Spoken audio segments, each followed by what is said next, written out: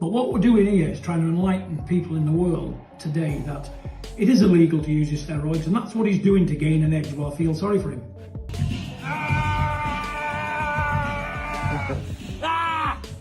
Jump.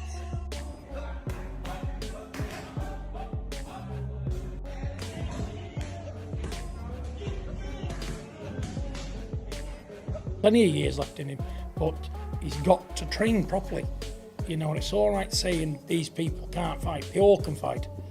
Anybody was prepared to get in that ring and climb up that ladder and train for months on end and devote their life to it.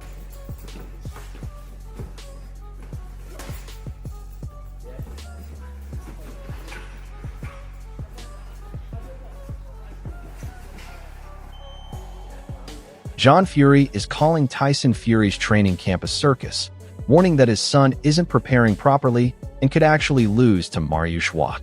Straight out the gate, John Fury throws serious accusations, questioning fairness and demanding a real level playing field before this fight even happens. That kind of doubt from his own camp only fuels concerns about how genuinely prepared Tyson Fury actually is heading into facing Mariusz Wach. If you think you're the man you are, mate, sign the father. Let's get on with it. Let's have somewhere near a level playing field. But even if you don't, you know, we're going to beat you anyway. But believe me, my friend, if you're any kind of a man you think you are, sign.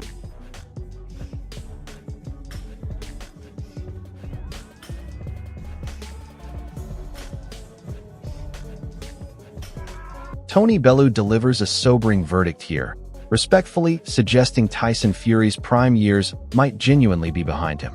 Coming from a former champion, this isn't disrespect. It's honest concern that years of brutal scraps have finally caught up with him. I think he was a force to be reckoned with in the heavyweight division, but I think, once again, every fighter has a window. I think his window's passed, which I'm sorry for, because it's a shame, because he's beat some really good fighters, and he's been in some really hard scraps, and I think he's showing that he's worse for wear for them scraps now. This is the damning quote right here. John Fury openly admitting Tyson Fury was in the worst shape he's ever seen him. That's not a rival talking. That's his own father sounding the alarm before this fight even gets close. Like I say, last time, in my honest opinion, I'll say it again because I'm a straight man, his training and his training camp was non-entities, because he was probably in the worst shape I've ever seen. Johnny Nelson paints Mariusz Wach as a genuine no-nonsense threat, someone who simply comes to knock people out regardless of reputation. That unpredictability makes John Fury's concerns feel even more justified heading into fight night. No nonsense. He's no. My man with these big ass dogs that look like dinosaurs. He's no nonsense. He don't ramp. So when the bell goes, no matter if he's your friend or foe, he's going to try and knock you out. So, and that's the job what he's going to do. I think this can go one of two ways. One, it'll be a hard night win. Duke McKenzie nails the real issue here, reminding everyone that talk means nothing when nobody actually knows what Tyson Fury has left in the tank. That uncertainty is exactly what makes John Fury's warnings feel so heavy right now. Emphatic victory to wet everybody's whistle, get everybody talking about him again. Ultimately, talk's cheap. You can talk up a fight all you want. I'm going to do this, I'm going to do that, I'm going to smash him. All the things that he may or may not say before the fight, because we're used to it now. We've heard it a million times over. What everybody needs to see is the proof's got to be in the pudding. What's he got left? Francis Warren offers a more optimistic counter here, describing Tyson Fury looking like an absolute animal in sparring sessions. It's a rare positive voice cutting through the doom and gloom, though even he admits sparring only tells part of the real story about actual fight readiness.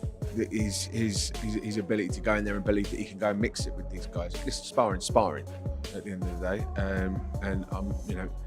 but I know for a fact that both guys appreciated each other's work during. There's raw emotion pouring out of John Fury here, almost desperate as he insists his son is losing his way and his identity. This isn't a promoter talking up a fight.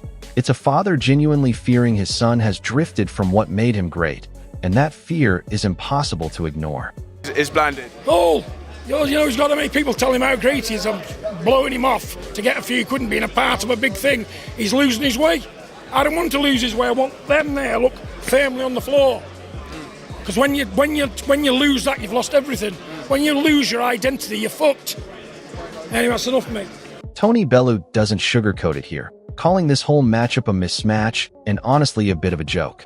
He understands the business side, but the blunt criticism only adds fuel to John Fury's already growing concerns about this fight being taken seriously enough. And the only thing you're good at is being taken away from you. What's to stop him? I mean, what's he got to lose? He's getting paid. He's doing what he wants, and fair play to him. Just leave him to it. But as I say, I hope both of them come out healthy. And Carl Froch sounds genuinely exhausted here, questioning whether this is all just attention-seeking or a calculated business move.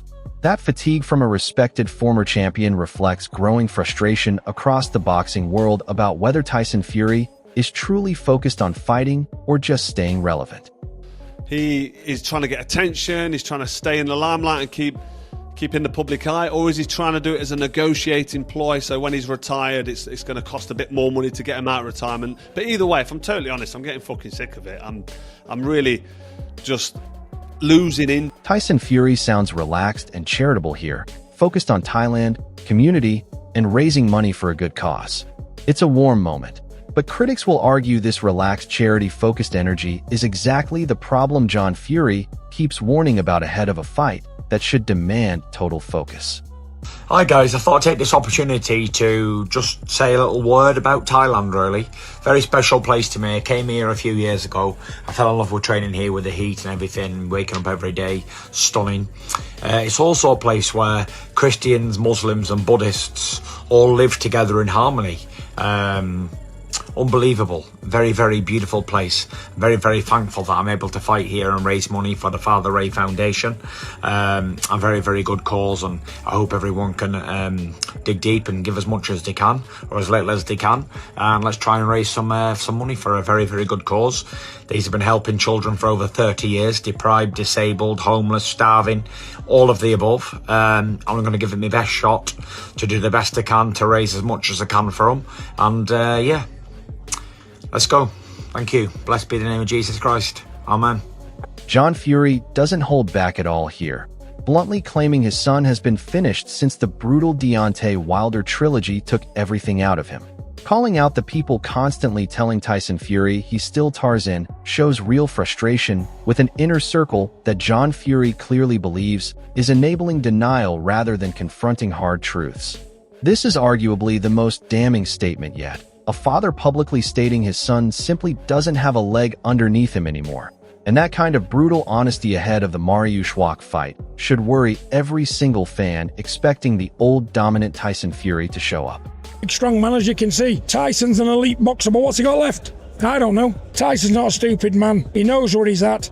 He feels good in training, but in training is one thing, in the ring under the lights. Wade Plemines is brutally dismissive here, essentially calling this entire matchup a paid formality with zero real competitive stakes involved. Labeling it garbage and questioning why it's even being broadcast reflects a wider skepticism that this fight exists purely for a paycheck rather than genuine sporting merit. Ironically, this take actually works in John Fury's favor, because if the opponent truly is this insignificant, then there's even less excuse for Tyson Fury walking in underprepared, and any slip-up against a supposed nobody would be genuinely embarrassing for a heavyweight of his stature and legacy. Where this guy Mariusz Wach was just in a freak show, and he's clearly being paid just to step into the ring and lose to Tyson Fury. There is no competition aspect. There's no reason for this. They better not put this on Netflix. Holy shit, they better not. Put this on Netflix. It is on Netflix. Well, I shouldn't say that. These posters, they can be deceiving at times. I don't think there's been an actual official announcement. Yeah, it's in Thailand as well, so all the lady boys can come and watch, I guess. I don't know. They gotta pay us to watch this? Yeah, bro. This is garbage. This is garbage. If this goes longer than a round or two, this is absolute garbage. I mean, Johnny Nelson offers a more measured take here, suggesting this fight is really just about Tyson Fury getting a paid workout rather than a genuine test of skill.